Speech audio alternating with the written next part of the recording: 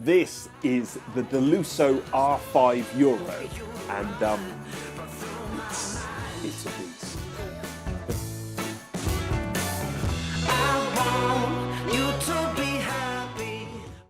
We've obviously already tested the Euro R4, this one's little brother, and you can see that review here.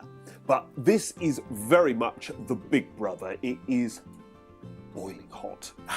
It's still got all the high efficiencies, the tiny distances to combustibles. They're all still hand built in Cornwall from steel, and very, very heavily and toughly built. It's wood only focused appliance, but you can get an add-in optional grate. And as always, they do it in this lovely black. They do it in pewter. They do it with stainless steel sides. And on top of all of that, you can option flat sides or these curved sides. And of course, not to mention, they also do it in inset versions as well. Plenty to choose from. Right, let's give it a go. Oh, no. Let's do it properly.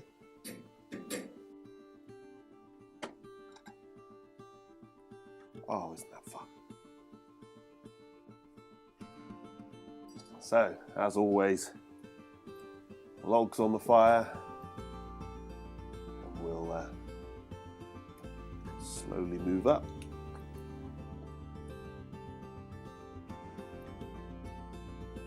And then some kindling. Oh, well, isn't that a dreadful mess? And finally, a fire lighter. Fantastic matches. Well, with this one, we can just push all this together and it will hold itself just ajar on the magnet. We'll leave it like that. See how we get on. Yeah, there's no, the air vents you could fully open, but actually where this magnetically holds itself, there's so much air coming in, nothing else is needed. Up to temperature, nice and easy, and I actually let this run for a little bit because then I could reload it with you. Obviously, ordinarily, you wouldn't normally need to reload it quite so quickly. But I think it's quite impressive because we've got a huge door and no spillage, which is fascinating really, because as I say, that's a huge area. We should be getting, with flames like this, we should be getting lots of spillage. We're getting a bit now with some new fuel, but not bad.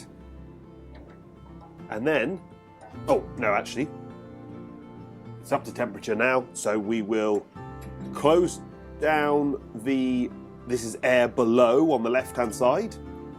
We'll close that. This is fully closed, but we'll leave it just a touch open. And then this one we'll fully close, and again, quarter turn back, maybe a touch more, sort of a nice cruising speed. Well, there's a couple of very important things to mention. The main one being, this is a big stove and a very powerful stove, and yet still it runs at 81% efficiency.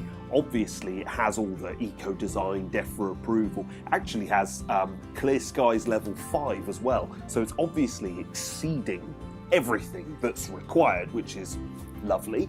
In terms of clean glass, it clearly does a superb job. Obviously we burn dry fuel, but I've run it overnight, come down, glass is still clean. It is very easy to keep going for long periods, and as you can see here, actually this is after 2 weeks of relatively serious use, and I haven't cleaned it once. It's just chugged through, and as you can see, there's a little bit of wisping around the edges, but that is about it. It runs beautifully clean. Two final things to say. One is panel gaps. Things have been really, really well refined, and as you can see here, when we tested the Euro R4, we found that when you open the door, the only thing that I would improve on it is possible to hit the outer surface, the stove, and damage sort of part of it. And they saw that review, they've completely changed that setup. So now you can swing the door open, you can swing this around, none of this hits into anything, so it's now even more refined. And obviously I've been talking about how much of a beast it is. This stove has an official output of 6.3 kilowatts, but thanks to its superb controllability, it will go from 3 kilowatts all the way up to 13. And yeah, I can feel those kilowatts. Now, if you've seen my review of the Euro R4, you'll know that the controls of this appliance are, one, spectacularly effective, and they still are on this stove, but also definitely not the norm. Quirky, interesting, unique, conversation piece worthy. They're really, really special. We've still got the same tool, and if you get the multi-fuel kit, this will take the ash pan out for you. It's sort of knurled and really nicely made. And this just drops in here to release the magnet, which reveals your control interface. This is also the main handle. So once you've got it out like this, it opens the door, and that's lovely and sleek in the way that that's designed. I like that. Then we've got these controls, and obviously this tool latches onto them. And if I go from fully open like this, the left-hand side is air from below. So ordinarily when you're burning wood, you'd close that relatively quickly. Interestingly, with this one, you do have a little bit of air coming in under this blade at the back, as you can see here. This very back bar of metal is looping air out and helping with primary combustion. Actually, I find that I don't fully close this. I close it most of the way and then just nudge it back. And then I run all of my control from here, and it is so accurate, so quick. Bear in mind, this has still got air from underneath being allowed in, so it's not the full level of control. It's just managing how I want it, and it's just so accurate, so pleasing. As I say, this is like a sort of nuclear power station. It's wonderful. We test fuel economy by getting the stove up to operating temperature, and even though this is nigh on twice the size of the Euro R4, its little brother, we test it on a single net of logs, so exactly the same net of logs. And this ran for 10 hours, and capably ran for 10 hours on one big load, running it overnight. It is a phenomenal thing. And obviously we were getting more heat out of it than we were the R4. So it's hugely efficient, really economical, very toughly built. I mean, no joke, this thing weighs like a similar weight to me and my entire family. It is a big, heavy beast of a thing, not the sort of thing that's going to break or fall apart. It's toughly built, there's no hassle, it's refined, and really economical on fuel as well.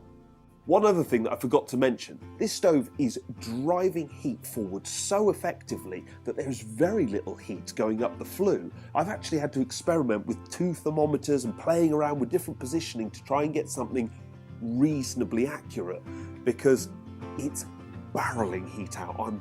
You can't feel it. It's serious, the heat coming off this thing right now. And yet the thermometer in the normal position is reading right at the base of normal operating temperature. And I can tell you, it's hotter than that right now. This stove is very quirky, and it's all about the controls. It's part of the fun, it's part of the draw, it's the conversation piece, it's key to the stove. But you do have to learn them. They're not easy, they are incredibly effective, but I found that I was trying to be a little bit perfectionist. I was sort of playing with them, and then it was going out and there wasn't enough flame, and I was playing and playing and playing, and actually I needed to chill out, let it go a little bit, set them roughly and go away. You take a week of learning how to use this thing. That part of that conversation, there's no joy without struggle. there needs to be a learning process, getting those things right, and then when you make the conversation piece of this stove, not only does it look awesome, not only is it quirky and unique, but you know it intimately and you can use it better than anyone else. It's a really rewarding stove, and yeah, a lot of fun.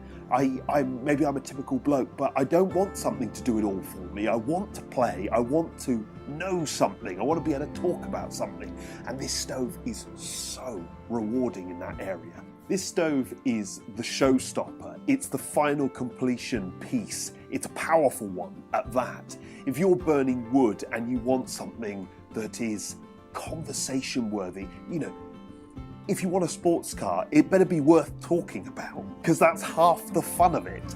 And if you're looking for that equivalent in a stove, then this has got it, along with a massive output, fantastic control, real cleanness and efficiency. It's really unique. It's hand-built in Cornwall.